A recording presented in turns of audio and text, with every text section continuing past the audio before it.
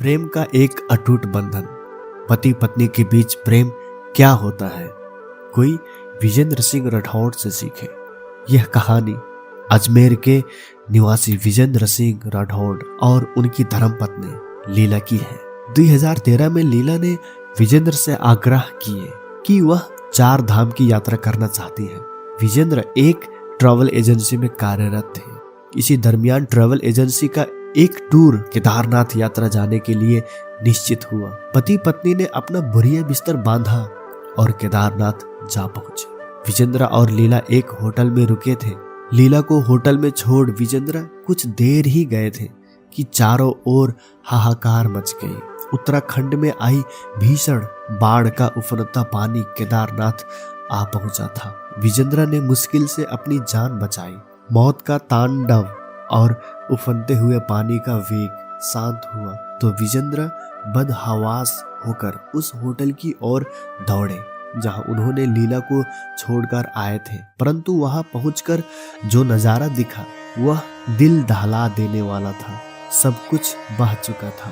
प्रकृति के इस तांडव के आगे वह मौजूद हर इंसान बेबस दिख रहा था। विजेंद्र के मन में विचार आता है, तो क्या लीला भी?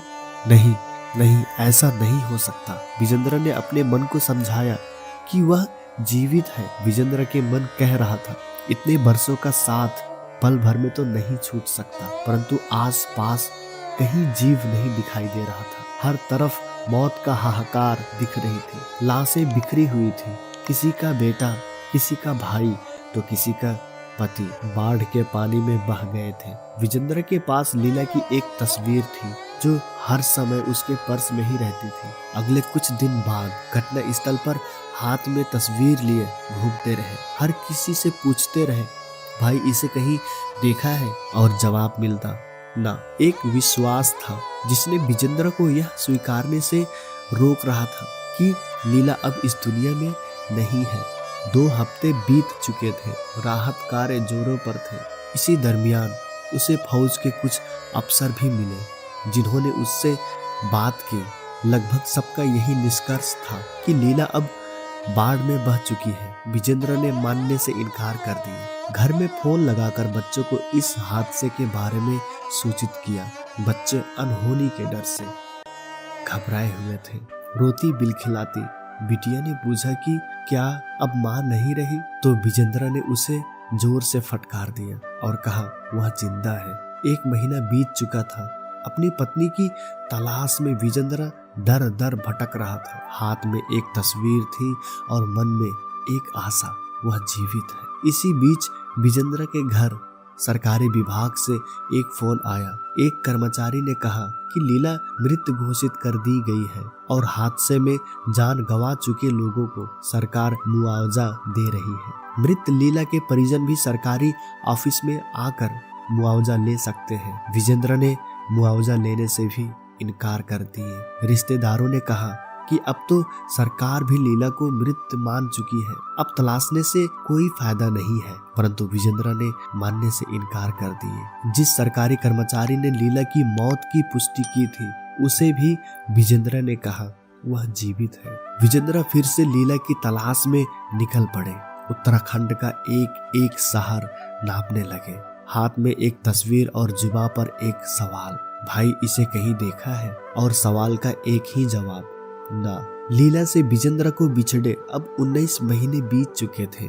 इस दरमियान वह लगभग 1000 से अधिक गांव में लीला को तलाश चुके थे। 27 जनवरी 2015 उत्तराखंड में गंगोली गांव में एक राहीगर को विजेंद्र सिंह राठौड़ ने एक तस्वीर दिखाई और पूछा, भाई इसे कहीं देखा है?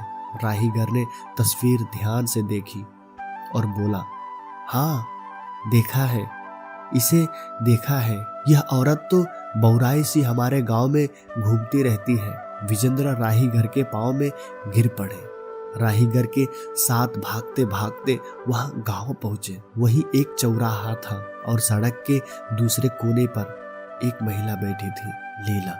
वह नजर जिससे नजर मिलाने को नजर तरस गई थी वह लीला थी। विजेंद्र लीला का हाथ पकड़कर अबोध बच्चे की तरह रोते रहे।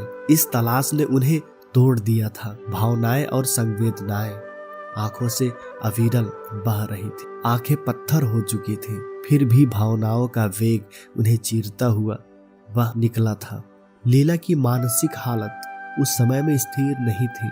वह उस शख्स को भी नहीं पहचान पाई जो उसे इस जगत में सबसे ज्यादा प्यार करता था। विजेंद्र ने लीला को उठाया और घर ले आए। 12 जून 2013 से बिछड़े बच्चे अपनी मां को 19 महीने के अंतराल के बाद देख रहे थे। आंखों से आंसुओं का सैलाब बह रहा था। यह 19 महीने विजेंद्र सिंह राठौड़ के जीवन का सबसे कठिनतम दौर था, परंतु इस कठिनाई के बीच भी विजेंद्र के हौसले को एक धागे ने बांध रखा। वह प्रेम का धागा था, एक पति का अपने पत्नी के प्रति प्रेम और समर्पण, जिसने प्रकृति के आदेश को भी पलट कर रख दिया। लीला के साथ बाढ़ में बह जाने वाले अधिकतर लोग नहीं बचे। लीला बच गई। शायद विजेंद्र प्रभु से भी कह रहे थे वह जीवित है, और प्रभु को भी विजेंद्र के प्रेम और समर्पण के आगे अपना फैसला बदलना पड़ा। आज का लेख एक पति के प्रेम की पराकाष्ठा को समर्पित है। धन्यवाद दोस्तों, ये एक सच्ची घटना है। आशा करता हूँ इससे आपको बहुत कुछ सीखने को मिला होगा।